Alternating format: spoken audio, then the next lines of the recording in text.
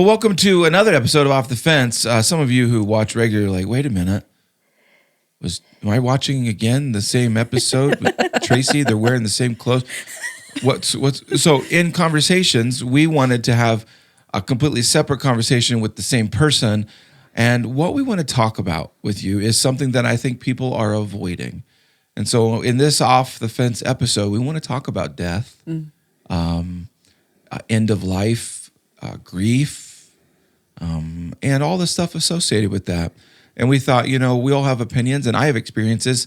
I mean, I never thought about this when I was going to be a pastor. Like, a part of the thing is really death oriented. Lots of funeral, end of life, sickness, facing the end kind of stuff. But we would love a trained professional's perspective on how grief affects us and how loss affects us. And so thanks for being with us again, Tracy. And I hope people listen to this whole thing, even if they're in the midst of facing death or end of life, something. Our goal is with this is to help us have maybe ask the right questions that we should be asking, going after the subjects that we should be going after that maybe we're avoiding. So thanks for being with us. Oh, my pleasure. This is always so fun. Well, so let's talk about this. Okay.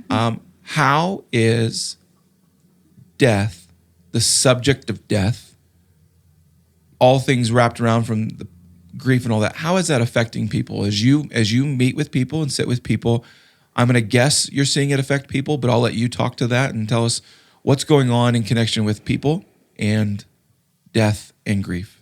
Wow, this is a heavy subject, but I also think it's such a great subject to talk about because there's just not a lot of spaces where people are discussing this until it happens to them or it's imminent. But I'll tell you, as a mental health therapist and a community, kind of community organizer, I think death is we deal with it in ways we're not even conscious of. Every person that comes into my office to deal with depression or anxiety or adjustment issues, I think there's always an element of grief and loss.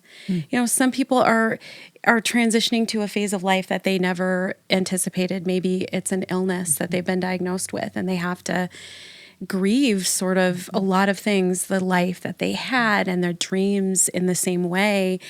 Or maybe it's somebody coming in with a divorce, and there's just an element of grief and loss in almost every type of work that I do. So I think in the broader terms of death, we don't talk about it enough. So I'm glad to be here today to talk about it. I just see a lot of universal around death itself, our own mortality. I see people just like really, really denying that, really dismissing that, really being what we would call resistant. As though it's not thinking about it. Though they're not going to face it, or they don't want to face it. Yeah, I think it's both. I think I joke about this, but the root of a lot of disorders or a lot of sort of terrible situations that humans find themselves in, I think, are sort of avoiding thinking about their imminent mortality. For example, I joke, the midlife crisis. I think you get to midlife, and when you have some things that are unresolved about your dreams and what you thought you'd be doing, and there's some sort of conscious or subconscious thing going on that says, hey, I might have only like 40 more years or 30 more years on this planet, and I'm in fairly good health, and I just don't know how to deal with this energy or this fear. Yeah. So you see people, some people can lean into that and process through that okay. And some people can leave long-term relationships, and they can, buy a sports car. It's kind of cliched, but it does happen. It's like people have affairs, people do things just out of this unresolved place of like, I don't know what to do with the idea that I'm getting older and I can't control that. And what's at the end of that? Wow. Yeah. So if I put off thinking about death or my own mortality, what's going to start happening, or what does happen to me if I decide today, I'm not talking about it. I'm not going to engage it. I'm not going to. What would you say as a therapist? Well, David, here's what might start playing out. I would say, David, if you started doing that, fear begets fear.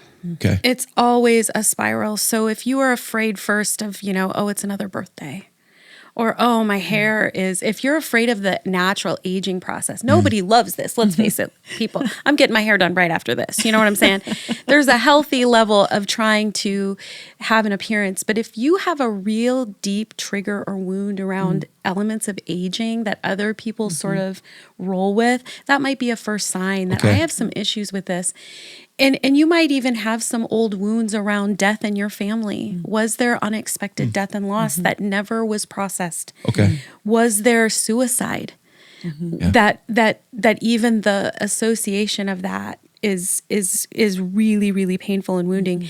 But I would say fear begets fear. So if you are having those deep triggers and you don't deal with that and you don't come to a place to kind of process and talk about it, everything that happens to you then triggers the other fear. Wow. And then you start acting out in fear. So what do we do when we're afraid or anxious? We either try to squash it, which means we distract ourselves. So that's where we get the affairs, we get maybe we drink a little too much or we get some plastic surgery. But and I'm not saying any of those things are bad. I'm saying when they're born out of an intense fear or born out of an avoidance, we might start to distance ourselves from people who we've had history with. We want to reinvent ourselves, but in a terrible negative way. Like we are just avoiding, not feeling. We might also really be angry. We might sit in a lot of anger and rage and blame about unresolved things we never did. I'm at this age and I'm in this business. And if it wasn't for so-and-so, I should be doing this. We might be really critical about what we haven't done. I see that a lot. I see people coming in saying, you know, I have not lived the life I want to live. And I think that's not always true. Some of those negative thoughts come in, and when you sit down and say, well, let's look at your life, you actually do find really amazing things. And most of the time, things that you did, you chose to do because you were at a turning point and it was the best choice. It just wasn't maybe your dream. So I would say it would beget fear, and it could be a really painful, negative, critical way of thinking about yourself and your future. So I think I've been seeing the fear as a pastor. So I remember obviously as a kid attending funerals, but then when I was first becoming a pastor, being at funerals, leading through funerals, they are changing. And I've not been a lead pastor. When you look at the whole picture, I've been a lead pastor for barely, not even yet, 14 years. And I would say inside of the last 14 to 15 years, how people are grieving, I have seen a shift. And the best way to example it is more and more people are standing in the lobby than are going inside of the room where the funeral service will occur. In addition to that, more and more people are attending viewings than are attending funerals. Oh, interesting. And so the viewing is a very controlled environment. For those, I guess, if people have not been to a funeral, viewing, in essence, it sounds a bit graphic. I think maybe the older term might be a wake, but it's where you can go to the funeral home, typically, is where this occurs. And you can avoid, if you want to, getting anywhere close to a casket, getting anywhere close to even crying people who might be around that environment. You can kind of stay on the outskirts. You can sign the book. You can say hi to some of the relatives, and then you can leave. There is no service part where you have to sit there and face it. You can come and go. You can literally be there, I would imagine, for 3 to 5 minutes and feel like you have done something versus a funeral where you're talking 30 minutes, an hour. What I have noticed is more and more people going to viewings, less people sticking around and staying around for I'll call it the awkwardness and tension and emotional, just all the feels while you're in a service. And I've been wondering, is this fear? Is this fear governing the lives of people going, I don't want to face that? And more, fewer people are going with caskets and open caskets and going more towards cremation. And I'm not suggesting that, like you said, I'm saying that's all fear-based. But it's got me wondering because I see a change. Absolutely. And I'm wondering, what's fear doing to us? Because if fear leads me to not mourn, what's that going to do to me? And like, what's it going to do to someone if they're unwilling or they might consider themselves unable to mourn all that's going on, the loss, the confusion, the new version of reality, all that. So when you say fear, I think I'm reflecting going, I think I see that. I think I see fear making decisions for us. So the fear of is now guiding to more stuff, and hurts. It hurts to see that in people's lives because they're unable to grieve and celebrate and do all the things that you need to do in the midst of grieving. And some of that may be not having the tools. Like my grandpa, there were 12 kids in his family. And so I grew up going to tons of funerals because they were all older. He was one of the younger ones. And I remember so many open caskets and so many viewings and then so many funerals. And so it was just something that we learned to process. And then when we got married and after Hayden had a miscarriage, and what I learned then was you got to grieve that right then. Absolutely. But that never stops. But I had some tools from all of those funerals that I'd gone to before. And I still didn't know everything about it. But I think the fear too is it changes things, but it's a process. It's not just let's talk about this and then I'm good to go forever. Right. And I think it's a lot of work, and oftentimes we just don't even have the tools, either because we're in such depths of grief, or because we just have never talked about. It's one of those things in a family setting where you just don't unpack it because it hurts too much or it's too complicated or whatever. And then fear is born. Well, that makes me want to ask you, how long should it hurt? As long as it takes, right? It's so personal. You just mentioned something too, and you as well, Katie. It brings up the other idea. When there is a death, it's not only what's happening with those close to that person who died, but also the community that wants to support them. For sure. And I think things have changed so much in that area too, because, for example, if somebody's died due to the normal aging process, we used to have our parents living in our home. Especially in the Midwest, it was like we had, we saw them age, it wasn't until, the last 50, 60 years that people were going into these long, assisted living and long-term care. And there was sort of this separation from the person that's dying, where you were there kind of seeing it and witnessing it, maybe able more to accept that natural death. And because you saw it firsthand. Yes. And then I think also what it means to be in community around somebody who has lost somebody, just like you said, if you lose someone and you come in and want to work on grief and loss because maybe your husband has died, it's so interesting because everyone says the exact same thing. They say, when the funeral's happening, right after this has happened, that's not when I was grieving. Human nature, we have this shock period, this survival instinct will stick in. Like, I can literally not feel the depths of this right now because I need to get through some very practical things. I need to take care of, the funeral. I need to take care of the finances, and whatever happens, I need to reorganize myself quickly and practically. And then what we know about grief and loss is psychologically, when you get to a safe point, and that's individual, right? Okay. It's the person feels safe. They start the emotional grieving process. Okay.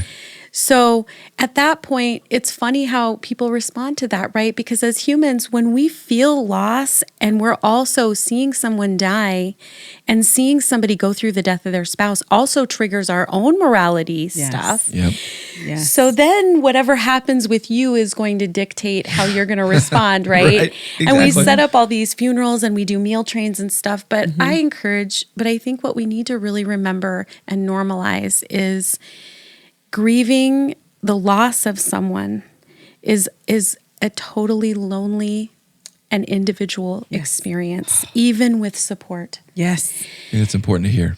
And I think people think like, oh, if you just have enough company or enough potato casserole, or I don't think they're that simple, but but I really normalize for people that this is meant to be an individual experience, this grief and loss, and often excruciating experience.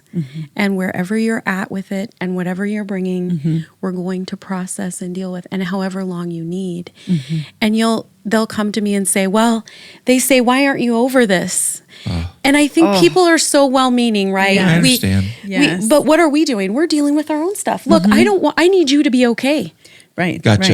Right. Because if you're okay, I feel better. Tell me I'm okay. And that's okay. We want that, I think that's partly too, one of the things I learned through ministry was Stop asking people who have just had a baby, or stop asking people who have just lost somebody near to them. Just tell me, what can I do for you? What can I do? Right. And just start Doing it. Just start doing Absolutely. it. Because that, I think too, is we're trying to fill our own, like, I'm helping you so I feel better and that helps me, but recognizing that we're just going to respond and also be available to, but not like, Right. and we're not trying to dictate what that process looks like for somebody. We just want to be there to be available and to walk with and encourage. And because there's that two sides of it. It's the people that are really close to the loss, and it's their village or people around them that want to help. But sometimes we end up creating more harm. We do. Or at least sort of a sideways judgment that we never meant. Yeah. And then I think people who are in the depths of grief and loss, Elizabeth Kubler-Ross, she sort of pioneered the stages of grief. And this in the old days of therapy, it was denial, anger, bargaining, depression, and acceptance. And the conventional wisdom was we moved through these stages, and sometimes we got stuck in these stages. Well, now there's different people that you guys can look up. I think Worden is one, and Doka, who talks about rituals, which I think is really cool. But Worden says that it's more about the integrating of, it's more about, first I must work toward acceptance that this person is gone. Okay. Then I must adjust to my life without this person there. Then I must hold on to this person and still have them with me and be in the world still being connected to the deceased. And so I really love that model. But of course there's denial, anger, bargaining, and we just say this is a good way to sort of describe some of the feelings and if you're stuck in one of those areas as a therapist, I might really work with you on that. What is it about acceptance that's hard? Is it an old wound? Is it death? Is it your own death? Is it regret? We often, when we lose somebody, the first thing we think about is what we wish we would have done. Yeah. What we wish we would have said. Little regret kind of going through. Right. Right. So I think there's that process that we can expect, and we would invite people to do that. And I think how would you know if you needed therapy? Not everyone needs therapy when they lose someone. Okay. But a good way to sort of think about it is, and you can kind of help your friends when they're grieving. You can say, if I'm here to listen. I'm here to talk. I'm just here to listen and to bring up the deceased person frequently. That's another myth that we shouldn't talk about. Because humans, when we don't know what to do, we don't do anything. Right. We're like this. Yeah. We're standing outside of the funeral. Yeah. We're like, I'm dealing with my own stuff, so I'm just going to stop and do nothing. But to reach out in faith and talk about the deceased person and bring up memories is just wonderful, because people feel so alone and they feel like people don't mention them, and like they say their life goes on and I'm here grieving. It's a very lonely, so I try to normalize that alone process and how they can do that. But I would say if a way to talk about if you needed therapy after the loss of somebody is if it is causing you some severe depressive symptoms or anxiety symptoms that are impacting your ability to care for yourself, impacting your ability to function day to day, and not back to the way you were, right? I mean, but if that's a good sign that, I bet I could use some help. And we'll gently kind of create some milestones for them. I think another really healing thing that we don't talk about enough and we don't do enough is rituals. And this is why I like Doka's work, because it is about making the internal, the emotional, physical, and external. That's what a ritual really is, right? I love how you word that. Yeah. And we are made to do that. Yes. We're just made to do that, right? And in my religion and your faith, we do the same thing every week, because it is a ritual that we call to. It's a touchstone. It is important. And so one of the other things that I really love, and it's such an honor to walk people through this, is to do these rituals with them once we've kind of worked through the immediate grief and loss feelings, is we start talking about if they have regrets, then we say, what do you wish you would have said? Well, how can we say that now? Yes. Yes. Can we do the empty chair technique? Do you want to talk this out with me? Do you want to talk to the deceased? Do you want me to be there with you? Do you want to write a letter? Yeah. And then there's rituals around letting go. I wish I would have known how amazing my husband was at his work and all the things he did. I just kind of ignored that. I just never took an interest in that. And then hundreds of people showed up at his funeral and were telling me all these things. And I felt so sad that I never honored him. Well, what's a ritual that could honor that? Could you create some sort of scholarship or something at his work? Or could you do something to honor what you thought you missed honoring? And I think that is so healing for people. Yes. And it could be a number of things. It could be, something different. But I love walking people through that. Oh yeah. Oh. I'm a huge fan of rituals, not just because I'm a pastor, but I think regularly. That's a big word. Regularly going through something, whether it's maybe it's a worship service. Make it even like this is low hanging. Regularly celebrating someone's birthday on their birthday. We all would agree, yes, that is special. That's a regular, literally on the calendar kind of thing, or anniversary. Like we all would say, yep, that's all necessary. We can't imagine telling someone going, you know what? I know it's your birthday, but can we just skip this year and not really focus on that? And we got some stuff to do. In fact, we might say that, that happens.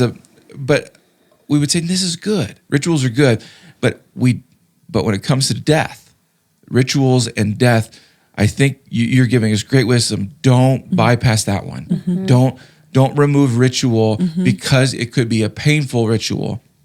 Don't remove that because that's a part of the healing process. Absolutely. Is that what that's? And I would say as a pastor, amen. Yes. Yes. The amount of people skipping funerals, saying, you know what, I'll stop by their house sometime. I'm telling you, no, walk into that pain. I assure you that it will be healing for you.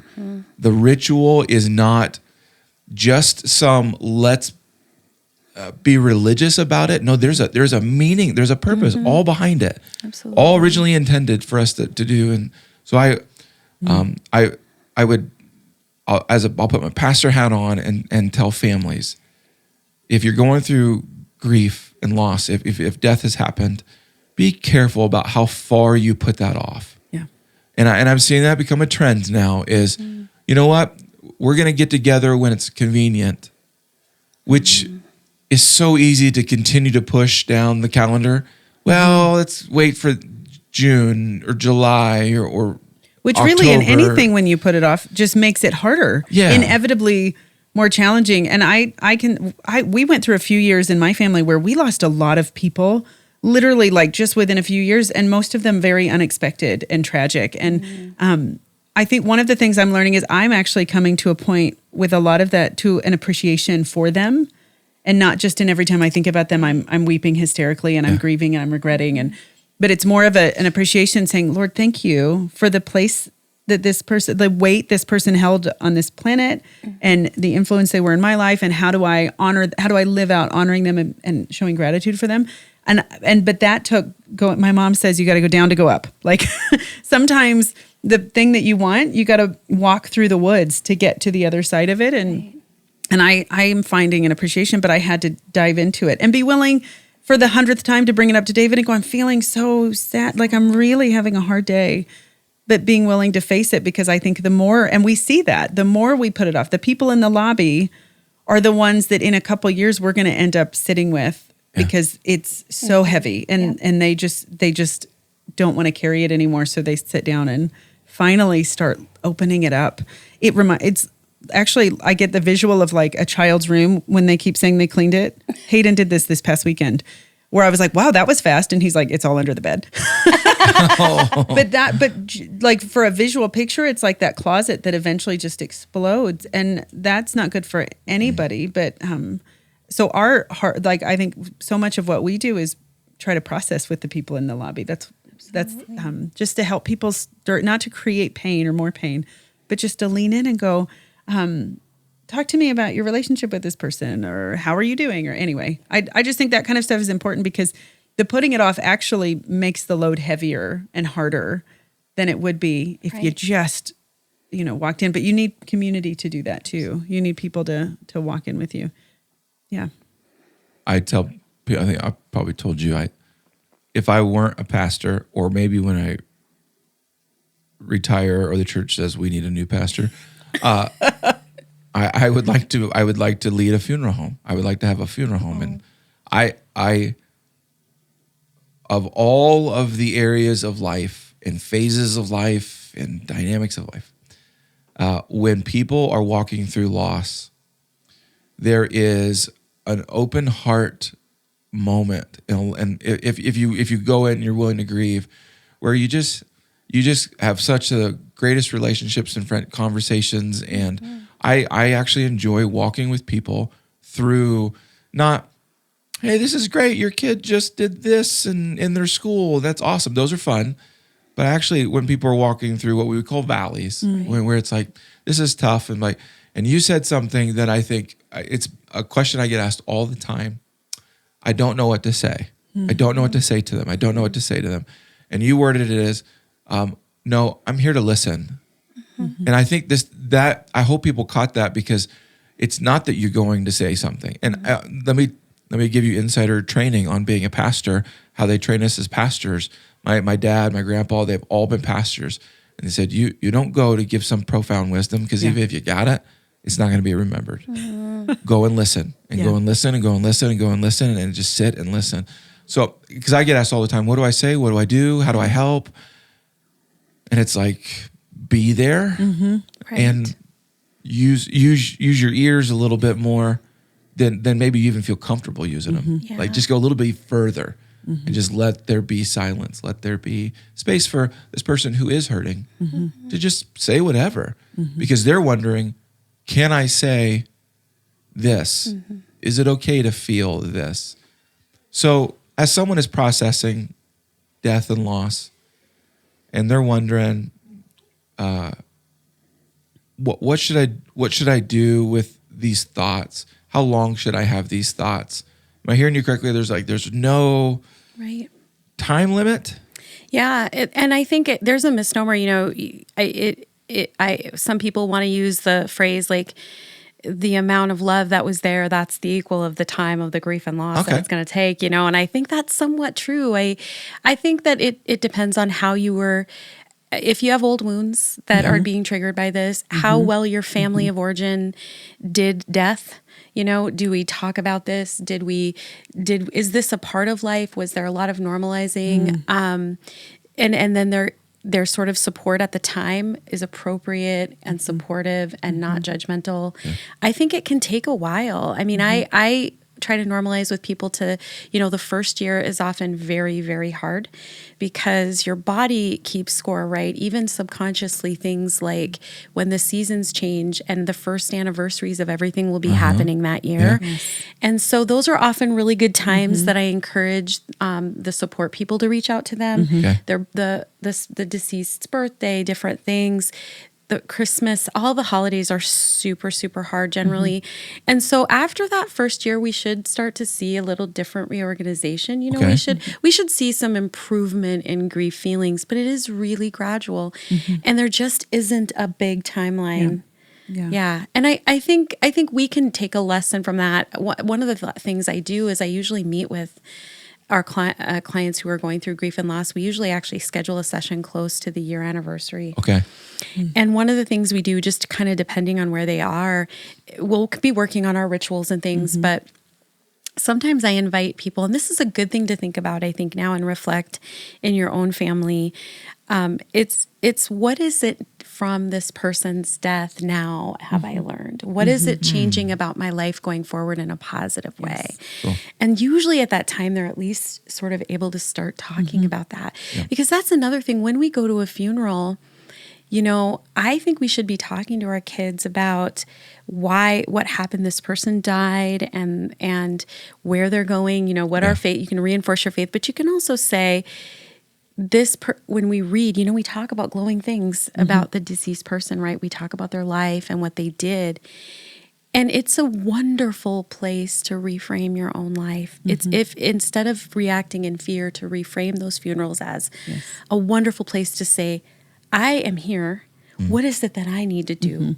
What can I go out and change and be that I don't want to regret, that I don't want to look back on my life and say.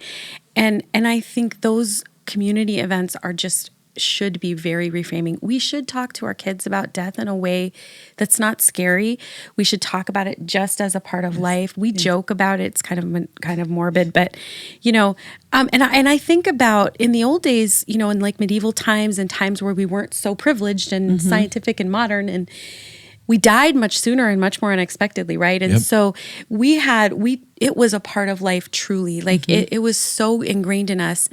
I read this story, and I've often thought about this, although I think my clients might think it's weird, but the old saints used to actually have skulls on their desks.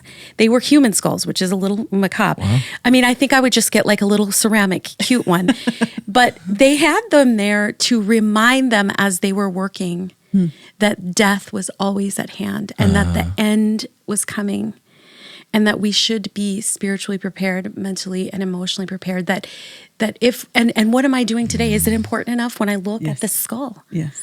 Should we get some skulls on our desk? I mean, you're is that speaking what my language. Do we need to Katie gift each other? I talked to Katie. I was like, because of how I think. Yeah. I've actually been like, I was like, I want a skull tattoo. And we've talked. I was like, but I also don't want to be the pastor that scares people when they're like, what in the world do you have on your arm? Like, so you got to tell the story to everybody. Right. Yeah. And I don't want, or wear a shirt that says, and I'm my personality is like, I don't want to have to tell the story to everyone that I don't want to create a story anyways, but no, because what I have learned about death is, it is sad. It is painful. Even to talk about it now, I feel that pain. I know that, but I also know I want to work in that. Totally. Because I know that it's the classic movie. Like there's a beauty in the tragedies. There's learning. There's growing. Katie and I do a walk regularly, and they just recently did a prescribed burn. They burned all the grass, all that kind of stuff, and so we've walked by it now regularly. Now it's as green. It's far more green than it was pre-burn. And I'm like, that's absolutely that can happen. And so for me, death is, yes, sad, heartbreaking, tragic, all that kind of stuff. But I also have other words in that same bucket. It's beautiful. It's growth. It's So it's reframing. Some of it though is I think too, preparing, just like anything in life, preparing for it before it's the crisis mode. Right. So having tools and being intentional about learning about it before you're in the like trying to cram for a test by like putting the book on your head, 10 minutes before you take it. And I think that my growing up did so much to help me, because when you talk about some of those ancient cultures, they did such a good job at being, I know there was one that I was reading about where they put somebody on like a raft and just kind of sent them into the ocean. But all of it was intentionally moving people towards the accepted, going through the stages and the processes, and then kind of sending. I don't recommend that we do that, but I think that so much of it is even doing the work before it happens, so that we're not trying to learn something and put something else on ourselves while we're in the middle of it. And even doing that so that we can be better supports for people when they do lose somebody. Well, you probably can't see it on camera, but to Katie's right is a jar full of marbles. He's lost them in there. Yeah, that's where they went. I haven't updated it like super recently, but technically that's the amount of weeks I have left in my life. And that's been on my desk for a long time, but we moved it in. We thought Off the Fence should have it in here, that basically it represents. So I had gone through a routine for a while. It's in here. It's not in my office now, but where I would at the end of the week take a marble out and be like, wow, was that worth it? Did I? And some people will do it for each day. That was too big of a marble jar and too expensive. We're going to start small. Marbles are far more expensive than you think they would be. I was like, I can do weeks. We'll do weeks. But I don't think death has to be morbid. So let's end on this. So what can someone who isn't currently facing death right now, isn't currently like and going to a funeral, facing all this, what therapist wisdom would you offer? Say, you know what, before you're even facing this, here's what you should consider thinking about or doing right now. I would just start by taking any moment that inspires fear in you around your mortality. Maybe you visited your aging mom and you're really worried and you're seeing them. Maybe it was just some twinge. I would take that moment and reclaim it. Take that suffering and redeem it and say, what do I want to do differently in my life? What can I give back? What is my purpose? What if I was writing my obituary? What would I want to change? And just take those little moments and bring awareness to it, and bring, not in a morbid way, but in a way that redeems that fear. Love it. What can I do as an action, or what can I do actively to change? Beautiful. You're always a blessing. You really you are. You guys are a blessing. Thanks so for fun. being a regular guest. Oh, anytime. On Off the Fence. Anytime. If you're listening and watching and you've got more questions, maybe this has prompted a fear, or it's prompted something where you're going, I need to process some of this with someone. You can easily find Tracy's info on the internet, or you can text us and we can link you up, 605-250-1224. But thank you so much for watching and listening. We love you very much.